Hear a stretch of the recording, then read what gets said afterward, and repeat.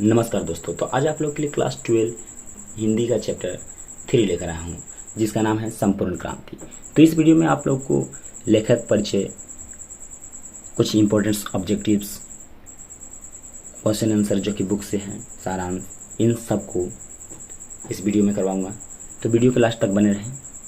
तो देखिए, इस पाठ का लेखक हैं जिनका नाम है जयप्रकाश नारायण। इनका जन्म 11 अक्टूबर 1902 को हुआ था और इनकी निधन 8 अक्टूबर 1979 को हुआ था।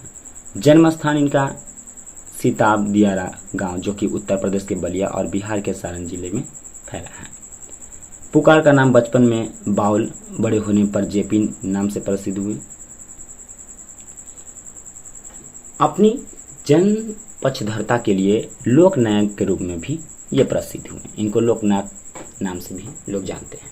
इनकी माता का नाम फुलरानी था, पिता का नाम हर्षुदयाल था, पत्नी का नाम प्रभावती देवी था।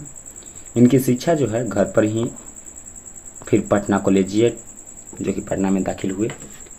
यहीं बिहार में हिंदी की वर्तमान स्थिति विषय पर लेख के लिए सर्वोच्च पुरस्कार भी प्राप्त किए थे। तो ये इनके शिक्षा के बारे में है, देख सकते हैं, आप अच्छी तरह से इसे पढ़ लीजिएगा। अब आइए पाठ के सारांश पर चलते हैं। तो संपूर्ण क्रांति शीर्षक अंश जो है 5 जून 1974 के पटना के गांधी मैदान में दिए गए जयप्रकाश नारायण के भाषण का एक अंश है। संपूर्ण भाषण स्वतंत्र पुस्तिका के रूप में जनशक्ति पटना से प्रकाशित है। इनका भाषण संपूर्ण जनता मंत्रमुग्ध होकर सुनती रही। भाषण के बाद लोगों के हृदय में क्रांतिकारी विचार धधक उठे और आंदोलन के विराट रूप धारण कर लिया। पटना के गांधी मैदान में फिर न वैसी भीड़ इकट्ठी हुई और न वैसा कोई प्रेरक भाषण हुआ। अपने भाषण के प्रारंभ में जयप्रकाश नारायण ने युवाओं को संकेत देते हुए कहा कि हमें स्वराज्य तो मिल गया है, लेकिन सुशासन के लिए हमें अभी काफी संघर्ष करने होंगे। भाषण के क्रम में उन्होंने नेहरू जी का उदाहरण दिया। नेहरू जी कहते थे कि सुशासन के लिए देश की जनता को अभी मीलों जाना है, कठिन परिश्रम करने हैं, त्याग करने हैं। जेपी ने कहा कि अभी समाज में भूख, महंगाई, भ्रष्टाचार जैसे दानव वर्तमान हैं। उनसे हमें लड़ना होगा, आंदोलन करना होगा। इसके लिए जनता को तैयार रहना होगा। आंदोलन को सफल बनाने हेतु उन्होंने युवाओं को आगे नेतृत्व करने की सलाह दी। उन्होंने यूथ फॉर डेमोक्रेसी का आह्वान किया। लोगों के आग्रह पर उन्होंने आंदोलन के नेतृत्व का दायित्व अपने कंधे पर ले लिया। उन्होंने जन संघर्ष समितियों का गठन किया। जेपी ने अपने भाषण में अमेरिका प्रवास की बात कही। अमेरिका में वे मजदूरी कर पढ़ते हैं। अमेरिका में जो है वे मजदूरी कर पढ़ते थे। पढ़ाई के क्रम में वो घोर कम्युनिस्ट बन गए। जमाना लेनिन का था, अतः लेनिन के विचारों से प्रभावित थे। लेनिन के मरने के बाद वे घोर मार्क्सवादी बन गए।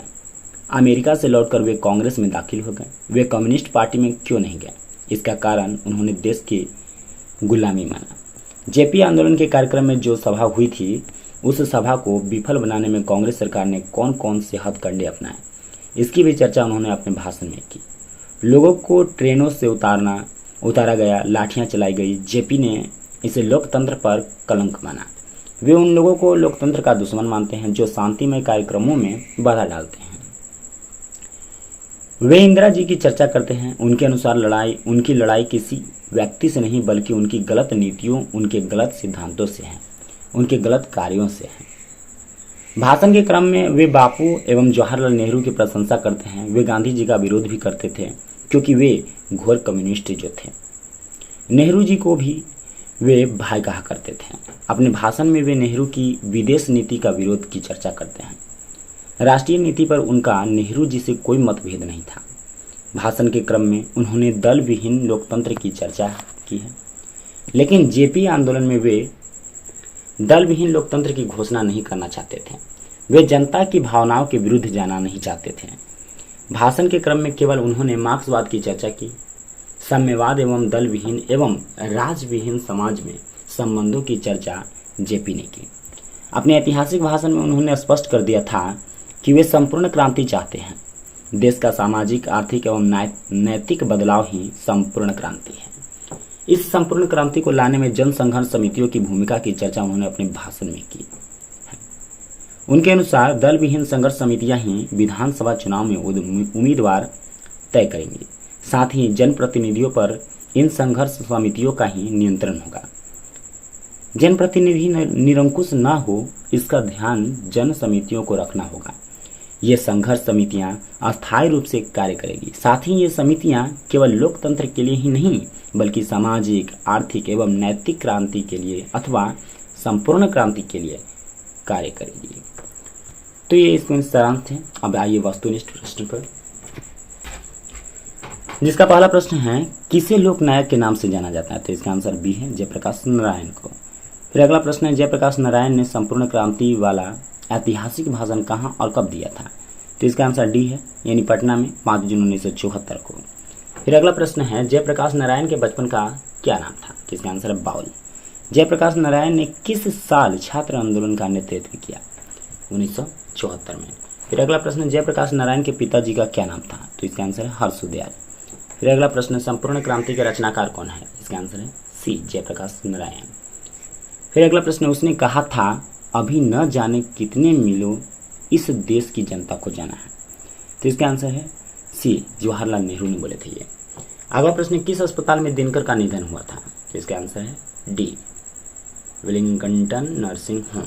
फिर अगला प्रश्न, जयप्रकाश नारायण को किस का दलाल कहा गया? तो इसका आंसर है डी, अमेरिका। फिर अगला प्रश्न, जयप्रकाश नारायण के स्वास्थ्य पर निगरानी रखने वाले डॉक्टर का नाम क्या था? इसका आंसर है बी, डॉक्टर रहमान। फिर अगला प्रश्न, जयप्रकाश नारायण जी को किस का भाषण सुनकर अमेरिका जाने की प्रेरणा मिली? इसका आंसर है बी, स्वामी सत्यदेव। फिर अगला प्रश्न है, फ्री प्रेस के मालिक कौन थे? तो इसका आंसर सी, सदानंद जी। फिर अगला प्रश्न, ब्रेन ऑफ मुंबई किसे कहा जाता था? देख सकते हैं इसका आंसर ए है, उमाशंकर दीक्षित को। फिर अगला प्रश्न, जयप्रकाश नारायण ने आईएससी की परीक्षा कहां से पास की? इसका आंसर है डी, बिहार विद्यापीठ से। अगला प्रश्न है, लेनिन की मृत्यु कब हुई थी? इसका आंसर है 1924 में। जयप्रकाश जी मार्क्सवादी कब बने? इसका आंसर है 1924 में। फिर अगला प्रश्न है, फणीश्वर नाथ रेणु की पुस्तक कौन है? इसका आंसर है मैला आंचल। अगला प्रश्न, 1974 में बिहार प्रदेश का मुख्यमंत्री कौन थे? इसका आंसर है अब्दुल गफूर। फिर अगला प्रश्न है, जयप्रकाश नारायण का जन्म कब हुआ था? तो इसका आंसर 11 अक्टूबर 1902 को। फिर अगला प्रश्न है, जयप्रकाश नारायण की पत्नी का नाम क्या था? तो इसका आंसर है प्रभावती देवी। अगला प्रश्न है, रिकंस्ट्रक्शन ऑफ इंडिया पॉलिटी किसकी रचना है? तो इसका आंसर है जयप्रकाश नारायण। फिर अगला प्रश्न है, प्रजा सोशलिस्ट पार्टी का गठन कब हुआ? तो इसका आंसर है 1952 में। जयप्रकाश नारायण को भारत रत्न की उपाधि दी गई थी कब? 1998 में। उर्वशी किसकी रचना है? तो इसकी आंसर है रामाधारी सिंह दिनकर की। माटी की मूर्ति रचना किसकी है? तो इसका आंसर है रामवृक्ष वेनापुरी। फिर अगला प्रश्न है, दिनकर जी किसके लिए प्रसिद्ध हैं?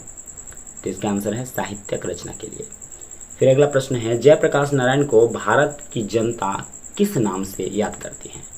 इसका आंसर है लोकनायक। फिर अगला प्रश्न है, जयप्रकाश जी जब वेलोर अस्पताल जा रहे थे तो कहाँ रुके थे? इसका आंसर है मद्रास। फिर अगला प्रश्न है, संपूर्ण क्रांति का नारा किसने दिया था? इसका आंसर है जयप्रकाश नारायण। फिर अगला प्रश्न, संपूर्ण क्रांति का ऐतिहासिक भाषण जयप्रकाश जी ने किस स्थान पर दिया था? तो इसका आंसर है गांधी मैदान पटना में। छात्र संघर्ष समिति का गठन किस लिए हुआ था? इसका आंसर डी है, छात्रों द्वारा सत्ता में भ्रष्टाचार और अशांति दूर करने हेतु। फिर अगला प्रश्न है, इंडियन एक्सप्रेस के मालिक कौन थे? इसका आंसर है रामनाथ गोयनका। जयप्रकाश जी हिंदू विश्वविद्यालय में प्रवेश क्यों नहीं चाहते थे? तो इसका आंसर है वहां सरकारी फंड प्राप्त होता था। फिर अगला प्रश्न, जयप्रकाश नारायण रचित पाठ का नाम क्या है? इसका आंसर है संपूर्ण क्रांति। फिर अगला प्रश्न है, reconstruction of India polity Jayaprakash Narayan की किस रचना विद्या से संबंधित है? तो इसके आंसर है कविता। फिर अगला प्रश्न है, गरीब की बेरोजगारी बढ़ती जाती है कहा गया है किसमें? तो इसका आंसर है संपूर्ण क्रांति में। फिर अगला प्रश्न है, अपना देश पिछड़ा हुआ है बावजूद इसके कि हमने लोकतंत्र की स्थापना की है, कथन किस पाठ से संबंधित है? इसका आंसर है संपूर्ण क्रांति। अब यहाँ से जो है बुक से क्वेश्चन आंसर है। तो पहला प्रश्न है, आंदोलन के नेतृत्व के संबंध में जयप्रकाश नारायण के क्या विचार थे? आंदोलन का नेतृत्व किस शर्त पर करते हैं? तो इसका आंसर कुछ इस प्रकार से दिया गया है। फिर अगला प्रश्न है, जयप्रकाश नारायण के छात्र जीवन और अमेरिका प्रवास का परिचय दें। इस अवधि कौन कौन सी बातें आपको प्रभावित करती हैं? तो देख सकते हैं इसका आंसर जो है कुछ इस प्रकार से दिया गया है। फिर इसी प्रकार से अगला प्रश्न है कि जयप्रकाश नारायण कम्युनिस्ट पार्टी में क्यों नहीं शामिल हुए? तो देख सकते हैं इसका भी आंसर दिया गया है। फिर अगला प्रश्न है, पाठ के आधार पर प्रसंग स्पष्ट करें। तो कुछ प्रसंग जो है क और ख जो इस प्रकार से दिया गया है, तो इसके आंसर जो है यहाँ पर व्याख्या किया गया है। तो आप लोग देख सकते हैं ये क ख व्याख्या किया गया है और ये नीचे जो है ख का है। तो इसे आप लोग अच्छी तरह से नोट कर लीजिएगा ताकि याद करने में आसान हो। फिर अगला प्रश्न है, बापू और नेहरू की किस विशेषता का उल्लेख जेपी ने अपने भाषण में किया? तो देख सकते हैं इसका भी आंसर कुछ इस प्रकार से दिया गया है। फिर अगला प्रश्न है, भ्रष्टाचार की जड़ क्या है? क्या आप जेपी से सहमत हैं? इसे दूर करने के लिए क्या सुझाव देंगे? तो देख सकते हैं इसका भी आंसर कुछ इस प्रकार से दिया गया है। तो इसे आप लोग नोट कर लीजिएगा। फिर अगला प्रश्न है, दल विहीन लोकतंत्र और साम्यवाद में कैसा संबंध है? तो इसका भी आंसर कुछ इस प्रकार से दिया गया है। फिर अगला प्रश्न है, संघर्ष समितियों से जयप्रकाश नारायण की क्या अपेक्षाएं हैं? तो देख सकते हैं इसका आंसर जो है कुछ इस प्रकार से दिया गया है। फिर अगला प्रश्न है, जयप्रकाश नारायण के इस भाषण से आप अपना सबसे प्रिय अंश चुनें और बताएं कि वह सबसे अधिक प्रभावी क्यों लगा? तो देख सकते हैं इसका आंसर कुछ इस प्रकार से दिया गया है, जिसे आप लोग नोट कर लीजिएगा ताकि याद करने में किसी भी प्रकार का कोई कठिनाई ना हो। तो चलते हैं अगले प्रश्न पर। तो अगला प्रश्न है, चुनाव सुधार के बारे में जयप्रकाश जी के प्रमुख सुझाव क्या हैं? उन सुझावों से आप कितना सहमत हैं? तो देख सकते हैं इसका आंसर कुछ इस प्रकार से दिया गया है। फिर अगला प्रश्न है, दिनकर जी का निधन कहाँ और किन परिस्थितियों में हुआ? तो इसका आंसर भी है कुछ इस प्रकार से दिया गया है। फिर अगला है भाषा के बाद, जो कि ये भी बुक से प्रश्न है। तो इसका पहला प्रश्न है, जयप्रकाश नारायण के इस भाषण से अंग्रेजी के शब्दों को चुनें और उनका हिंदी पर्याय दें। तो देख सकते हैं यहाँ दिया गया है कुछ इस प्रकार से, जिसके हिंदी पर्याय दिए गए हैं। फिर अगला प्रश्न है, नीचे लिखे वाक्यों के सर्वनाम चुनें और बताएं कि वे सर्वनाम के किस भेद के अंतर्गत हैं। तो देख सकते हैं ये सब जो है हिंदी व्याकरण से प्रश्न है। तीन के आंसर जो है कुछ इस प्रकार से नीचे दिए गए हैं। फिर अगला प्रश्न है, निम्नलिखित से विशेषण बनाएं। महता, गरीबी, स्नेह, प्रेम, शक्ति, कानून, गांव। तो इन सब का जो है विशेषण कुछ इस प्रकार से नीचे दिया गया है। फिर अगला प्रश्न, निम्नलिखित वाक्यों से अव्यय चुने। तो ये सब जितने भी हैं सभी हिंदी व्याकरण से प्रश्न हैं, जिनके यहाँ उत्तर दिए गए हैं। फिर अगला प्रश्न, संपूर्ण भाषण में अनेक स्थानों पर वाक्य संरचना टूटी है क्योंकि वह लिखित भाषण नहीं है, स्वतः स्फूर्त ऐसा भाषण है जिसमें बोलना और सोचना एक साथ होता है। ऐसे वाक्य चुनें और उन्हें व्यवस्थित करें। तो देख सकते हैं इसका आंसर जो है कुछ इस प्रकार से दिया गया है। तो इस वीडियो में आज भर के लिए इतना ही। अगले चैप्टर का वीडियो जो है वो अगली बार लेकर आऊँगा। तो आज भर के लिए इतना ही।